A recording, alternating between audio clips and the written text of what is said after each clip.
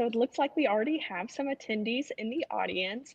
My name is Megan Collins. I'm the research coordinator for CureGRIN, and I am joined today by some wonderful researchers who are going to talk to us about lots of different medications and how things work, and some potential treatments to consider for GRIN patients.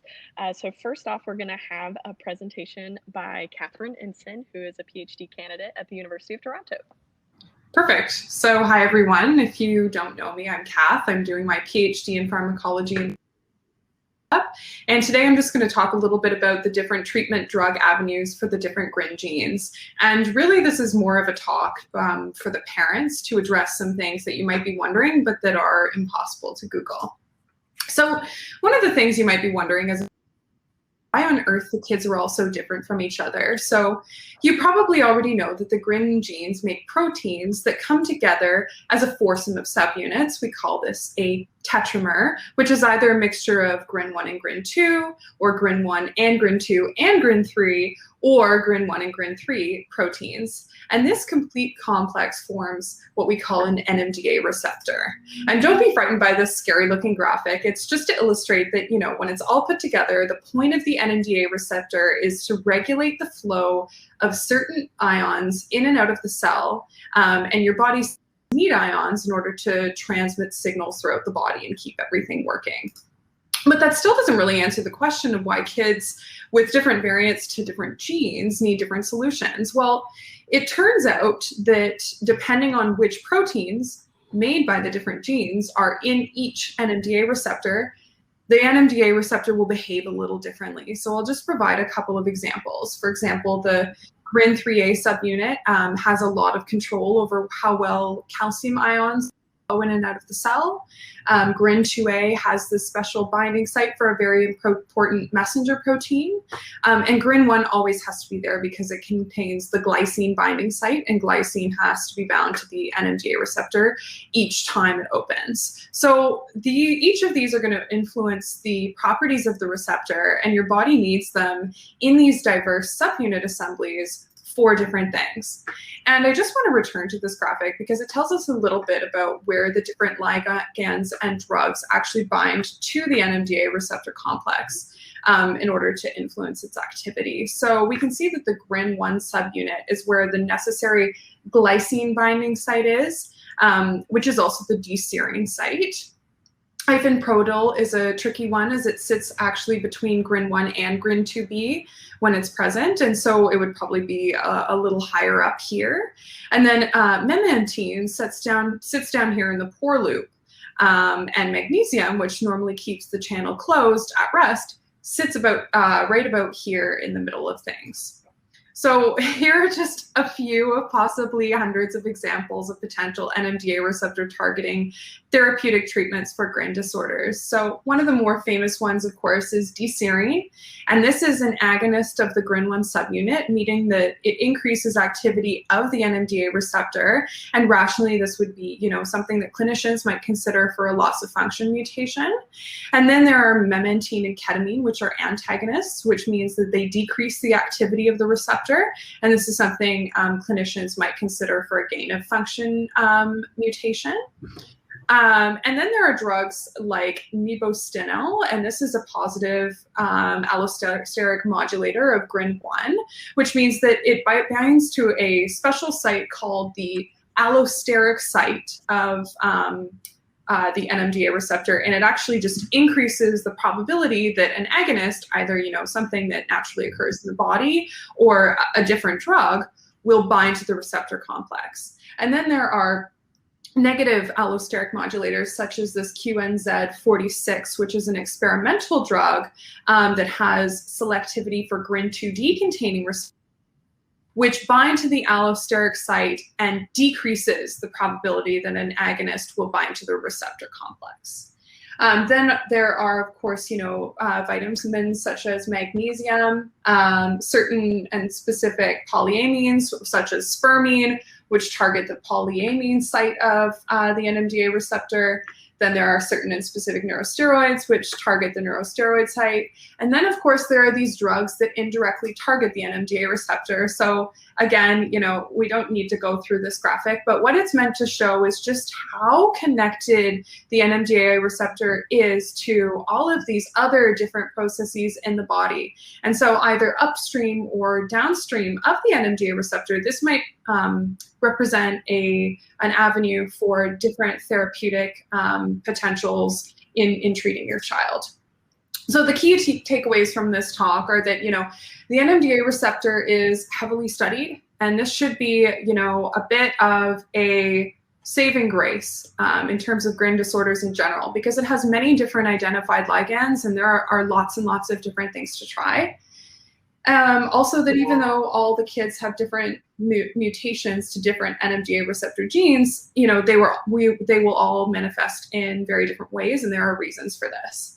Lastly, I just wanted to say that, the most meaningful notes that you can compare as a parent, conversations with other parent, occurs between, yourselves and the parents of kids with the exact same or very similar mutations. And the idea there is just that, because all of the mutations are so very different, the ones that are most likely to be similar to your child will have, the exact same variant. So thank you very much. Wonderful. Thank you so much for that, Katherine. So next we have a presentation from Dr. Zhang. And also it looks like we'll be joined by Paul as well when he gets a chance to log on. But Dr. Zhang, you can go ahead and share your screen and start presenting. Okay. Thank you for having me here. And today I will talk about one patient with GRIN1 variants with treatment with memantine and some molecular mechanism. And most of the work was done by Dr. Yuan and Dr. Traner's lab. And this is the patient information. This patient now is 13 months old. He was born at term without family history of epilepsy. Parent first noted the patient has a startle movement during the first 1 to 2 weeks of life, during which patient extended his arm suddenly, and then each episode lasts only for 1 to 2 seconds. The typical epileptic spasm start at 2 months of age and develop tonic-clonic seizure after 10 months of age. The episode increase in severity and frequency and become too numerous to account. At the 4 months of age, EEG shows electrodecument with typical infantile spasm. ACTH was started to treat at 4 months of age. The epileptic spasm was less severe and demonstrated a 50% reduction in frequency without complete resolutions. After ACTH discontinuation, patient spasm recur up to 100 to 200 times a week. Patient also was treated with Fobamate, clobazam, and vigabatrin, continue having frequent and numerous spasm and tonic-clonic seizures. Patient has severe developmental delay on 3 AEDs. On examination, patient was very drowsy, difficult to arouse, no eye contact, no tracking, with hypotonia, poor height control, and appendicular hypertonia and spasticity, diffuse hyperreflexia. MRI of brain at 3 months age was reportedly normal. This is the variants we found in the M641. We know the M3 is the transmembrane domain. The M variant is in the transmembrane domain M3. This position is highly conserved across most vertebrate species. There are other 2 patients we found had the same mutation. One patient in Japan with similar onset at 2 months of age with kind of a breath holding attack, abnormal eye movement, and tonic posturing. And the EEG showed diffusely spike and polyspike wave at 3 months of age, which is similar to hyperrhythmia pattern. Patient also had severe developmental delay, other stereotyped movement. MRI of brain shows cerebral atrophy. Patient was refractory to multiple AED, including Depakote, clobazam, and phenobarbital.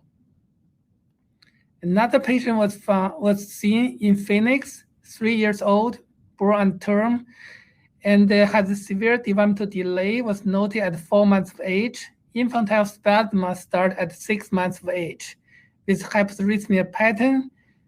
Spasm temporarily resolved with ACTH treatment. Unfortunately, the spasm recurred and the refractory multiple anti-seizure medication and VNS placement. The MR also shows some cerebral volume loss and the syncopsis. This is some functional study about the variants M641. The number one, we see the voltage, the M641 variants reduced voltage-dependent magnesium inhibition by 8-fold. We also found M61 variants enhanced NMDA receptor, synaptic and non-synaptic signal by 3 and 2-fold.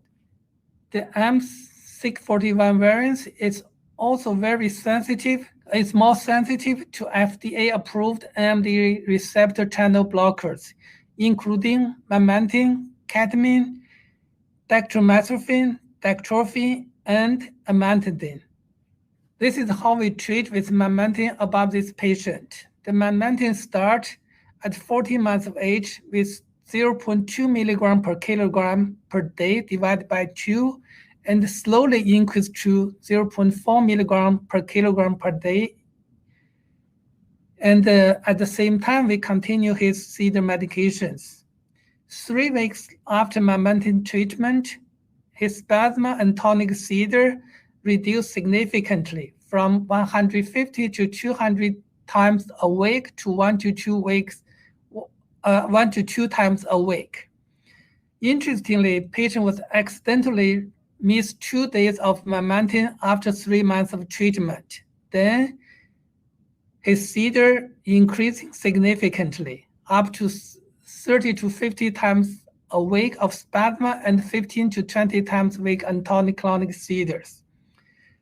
1 week after we start the memantine, his seizure reduced significantly to 10 to 20 times spasm a week and 5 to 10 times tonic-clonic seizure a week. 6 months after the treatment, after the restart treatment, patient's spasm remain under good control. Repeat EEG at 3 months of age after treatment demonstrate mild slow of the background, no upper discharge. You can see on the upper level, this is the one before the treatment, and the bottom one is the after treatment. Patient was more alert and calmer by parent report. Patient was last follow-up. After 9 months treatment, patient seizure remain under good control. And at the same time, we also decreased his anti-seizure medication, Fobamate, Vigabatrin, and clobazam. Summary. Recurrent de novo GRIN1 M641 variants was identified in patients with early onset epileptic encephalopathy. The M3 variants cause conflicting functional changes. Number 1, significant decreased voltage-dependent magnesium block with mild change in agonist potency and proton sensitivity. 2, reduced channel open probability. 3rd, reduced receptor cell surface expression.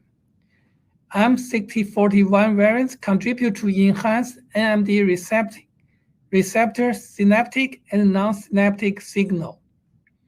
A set of NMDA antagonists was evaluated to mitigate the altered variance function to explore potential personalized treatment. The memantine trial significantly improved patient seizure burden, and in the future appropriate clinical trial, including more GRIN1 patients, are necessary to further establish the safety and efficacy for long-term treatment with memantine. Thank you. so much, Dr. Zhang. So now we'll hand it over to Paul, who will describe his experience as a parent of a child who has been prescribed memantine. Okay, you have both of us today. How are you? Good to see you. So basically, when they started the memantine or Nmda as we know it, the only persons that we told that Austin was taking that new drug was anybody medically involved, his nurses, the school, his one-on-ones at school, because we tried so many things prior to that, including holistic approaches. You know, as a parent, we want the best for our kid, and we tried everything. So the only persons, like we said, we told were just anybody medically involved in his life. We didn't tell his grandparents, siblings, friends, neighbors, anybody that sees Austin on a daily basis. We didn't tell them that we started this new medicine. So we noticed pretty much immediately Austin's seizures in the daytime subsided, like in the awake state. And honestly, since, Wilda can confirm, but since we started this, he hasn't really had one seizure in the awake state. He still has some when he sleeps at nighttime. But other than that, it's been working wonders. We're very happy with it. And with Emory University, working with them, they were awesome. What else can we say? I mean, the one advice that I would give to parents is that if you do start a new medicine, just to keep it within the immediate family. Don't tell people who's, other than medically involved in the child's life, to see if it really is making a difference. Because all we could see is the outside and how the child behaves. And we don't know anything medically going on inside. So we'll leave that to the doctors to do all that testing. But it's nice to hear other people that haven't seen your child in a while to say, oh man, we see a change in Austin. Did you guys see something new, or did you do something new? So that would be our recommendation for anybody trying any new medicine with their child. Anything? Wonderful. Thank you so much for sharing. We really appreciate that. No problem. So now we're going to hand it over to Dr. Muglia, who has some information to share with us about Radipradil. Yes, thank you. Can you all hear me okay? Yes. And you can see the slides, I suppose. Very good. Okay, well, first of all, thank you, Megan, and to you and Keith and Denise for giving me and the team the opportunity to introduce you to our project. This is a project we were working on for a while, but now since a week we managed to start a company out of it. So I'm really, we're really early days. So here is just to give you a quick introduction. So the company, we name it GRIN Therapeutics because the primary focus is to develop Radipradil, that is a candidate drug for children that have certain genetic variants that lead to gain of function. And so, of course, we have a little time here and we're really at the beginning. So the only thing we're going to do is to give you a quick introduction to the program. Surely we're not going to be able to address and answer your question, but I would like to reassure you that this is just the first time we talk to you about the project, and we would like really to start a dialogue and collaboration with the community to make sure that whatever we do in the program is the most appropriate thing to do for the children. And so I'm not so sure. Hillary was part also of the team and is our head of community engagement. Was trying to connect, but probably had some issue. I don't think she managed to connect back, so I'm going to continue myself. Unless Hillary is there. No, I don't think it is. Okay, so but basically, you see on the slide that there is a snapshot of the team that most of it is connected today. And, there are also other people behind, but these are the key players at the moment. As I said, it just started, and I'm going to start to give you a few more details about Radipradil. And I'm glad that, the previous talk explained a bit of the pharmacology, so they make my presentation hopefully a bit easier to follow. So Radipradil, first of all, it's a clinical stage. The molecule, the candidate drug, has been in development for quite some time. So there are more than 400 adult patients that they have been tested with the molecule. So we have extensive database in adults, safety database in adults with various dosage and various information. And out of all this information, we managed to come up with an understanding of what would be the appropriate dose for infant and for children. And we started, some time ago before we made the company, with the testing in infantile spasms. So we have accumulated experience with 3 infants, and they were, of course, all with severe spasm. They hadn't responded to ACTH or vigabatrin, and so they have a test. We tested radiprudil for up to a month in these 3 infants, and one of them had seizure freedom, and the other had the reduction of seizures. Difficult to come up with any conclusion, but surely was safe and well tolerated in this infant, and so that gives us, a good hope that the drug will continue to do well in pediatric population. And now, because of the mechanism of action you heard on the previous talk, and you saw that they are what we call negative allosteric modulator. And so radiprudil, as you might associate it to the other name, there was efemprudil, it binds to the same site. So it's a negative allosteric modulator, so modulate negatively the receptor. And for that reason, we believe it might be able to control seizure or the rest of other symptoms that the children suffer from. When the children have a gain of function genetic variants. So the drug is a negative modulator, and the gain of function increase the responsiveness to glutamate. So for that reason, we believe it might be an opportunity for these kids. We have tested in a few mutations in vitro, that showed that basically this overactive receptor coded by the genetic variants that give gain of function, it can be to some extent controlled. I would say almost normalized. I would say normalized in its activity by radiprudil. At the time, there were not that many models and that were suitable to do testing, particularly for seizure and GRIN models. So we had done a variety of animal models that have seizures, and we showed the effect of as an anticonvulsant or radiprudil in many of these models.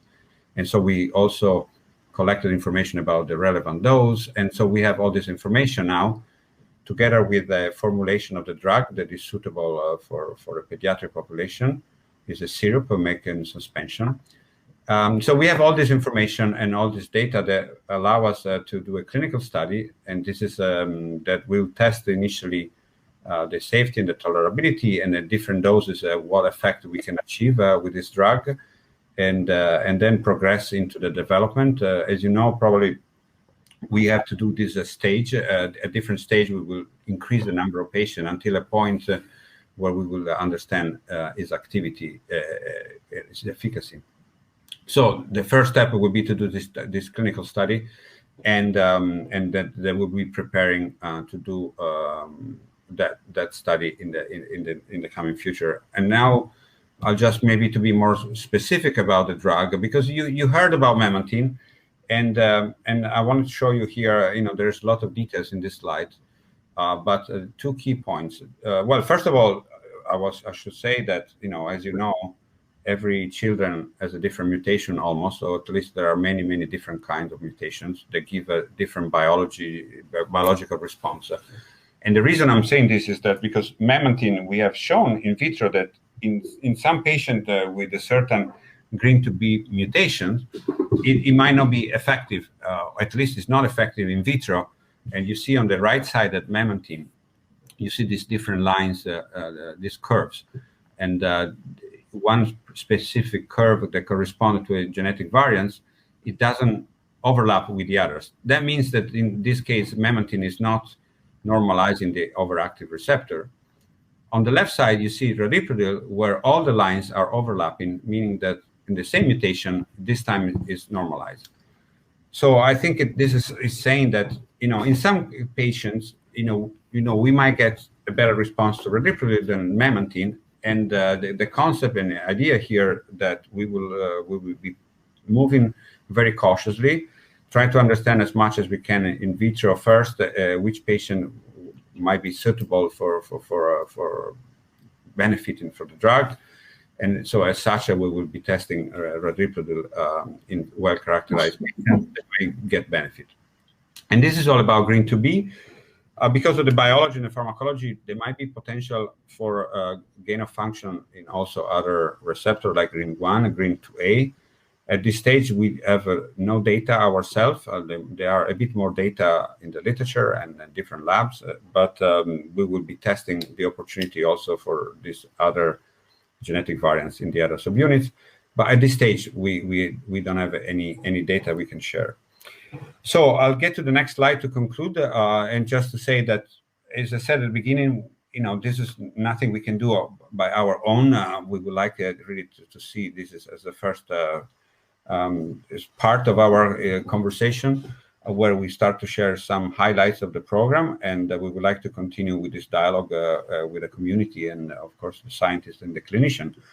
So we will continue to do that, and in the meantime, we will prepare all the documentation required to be able to get approval to start the study. And if everything goes fine, we might be in a position to do a clinical study next year, maybe at the middle of next year, around those timelines. So I'll just conclude here, and thanks for listening to me, and happy to, if we have the opportunity now or later on, to address any question you might have about our program.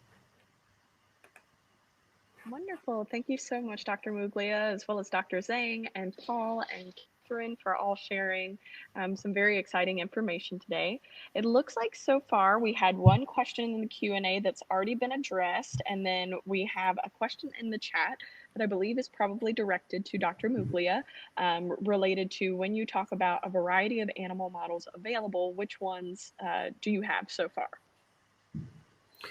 The audiogenic seizure model is the one that we use mostly. We use in a variety of settings, or at least with a different variety of baseline drugs. As you probably know, when we do trials, but also in clinical practice, we add the one anticonvulsant on top of the other. So what we did in the audiogenic model, we tested the efficacy on top of levetiracetam, carbamazepine, and diazepam, so that are some of the drugs that often are prescribed. We also did a study with the pilocarpine model that is a bit more of a subchronic treatment, and so that's kind of the main studies that we have done. The other study we have done is also a different age stage of the rodents, because we see a prevalent activity in the younger animals than in adult animals. And at the moment, we are designing a study. There's been a new animal model for GRIN2A gain of function mutation that also with the audiogenic seizure can be tested at the activity, and we are in the process of starting that testing. So that's so far all the data we have in preclinically. So it looks like we have a question related to any trials for drugs and challenging behavior. So I guess we'll open that one up, Dr. Zhang or Dr. Muglia, if anybody has any thoughts about trials for drugs with challenging behavior. I don't aware any new clinical trial for just specific for the behaviors. Patient has a intractable epilepsy, no matter what the etiology is, tends to have more behavior problem. This is very common, and the behavior problem is always challenging for us too. We always consider to cooperate with the psychiatry to treat. At the same time, we treat the seizures. Great, thank you for that explanation, Dr. Zhang. So our next question is, do you have a database of patients that are interested in a clinical study? If not, how can we participate in studies? If not, how can we participate if the studies are open for the public? Yeah, no, I think that's a very important question for us.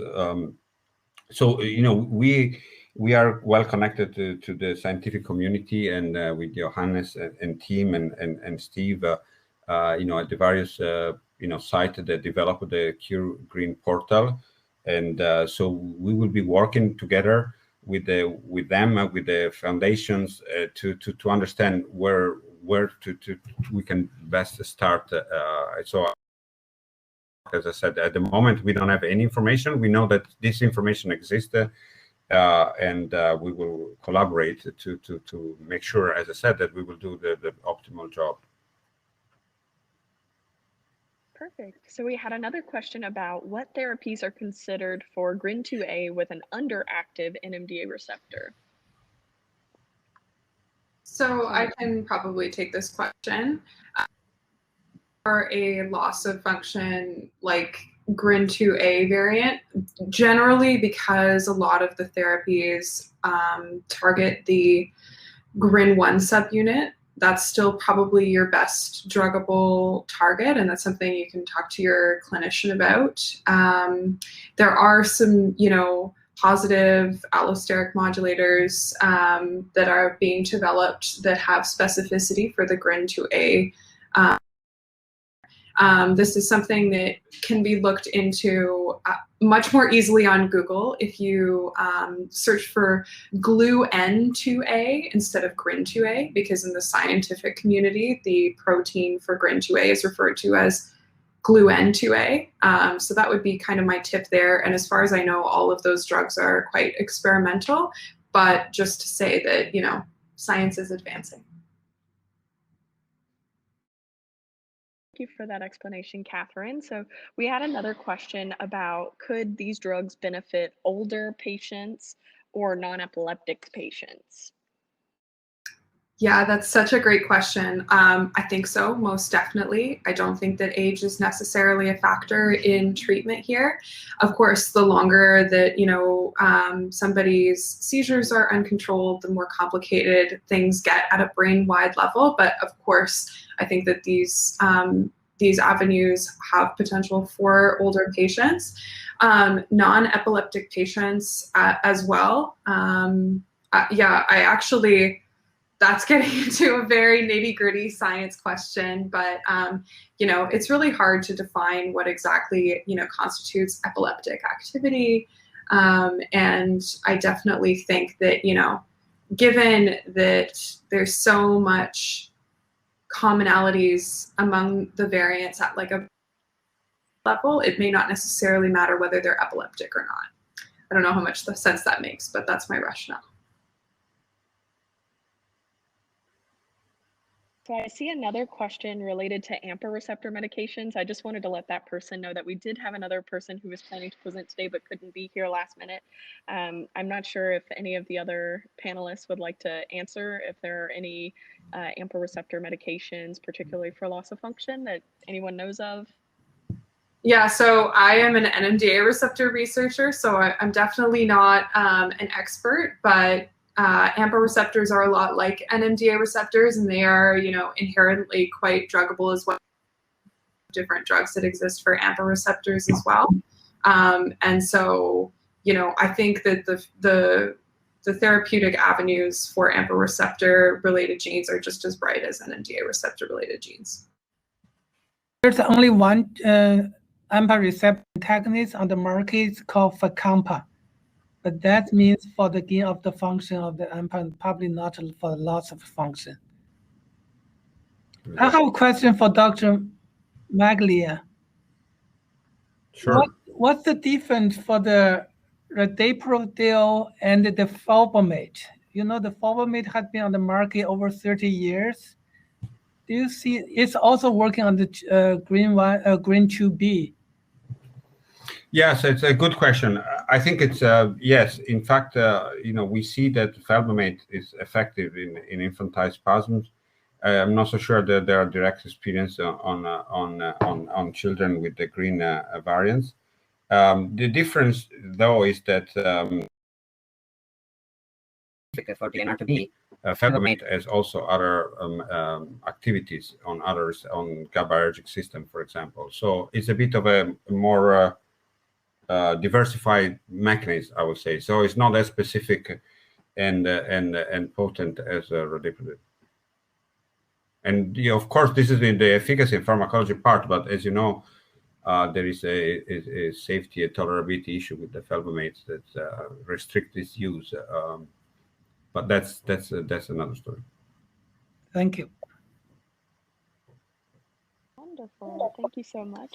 So our next question, I believe, is there any experience on suitable drugs for GRIN1 with severe breathing disorders or apneas? Any thoughts? I'm not a clinician, so I unfortunately don't have much insight into how to treat specific symptoms. Yeah, it's difficult to answer because, well, first of all, there's not an answer or clear answer or anybody that knows. And, I would say that a lot of things that we are discussing in terms of treatment are, particularly when you target the primary cause of the disease, in theory, you should have an effect on other symptoms. So if you target the primary cause, potentially there is an effect on apnea or breathing. The fact that, for ourselves, for example, we are focused on seizure as many others is because this is an epiphenomenon that can be more easily measured, and we can get an approval more rapidly. At least we can communicate data more clearly. But clinically or biologically speaking, we should see an effect on also other symptoms. So I won't expect that there will be a specific treatment just for breathing, but will be important to find a treatment that also is a causative and go the causation of the disease, and will help as such breathing. That's, I know that, it's not a perfect answer, but I'm not so sure someone, the other clinician might also on the call might be able to address in the other session as well.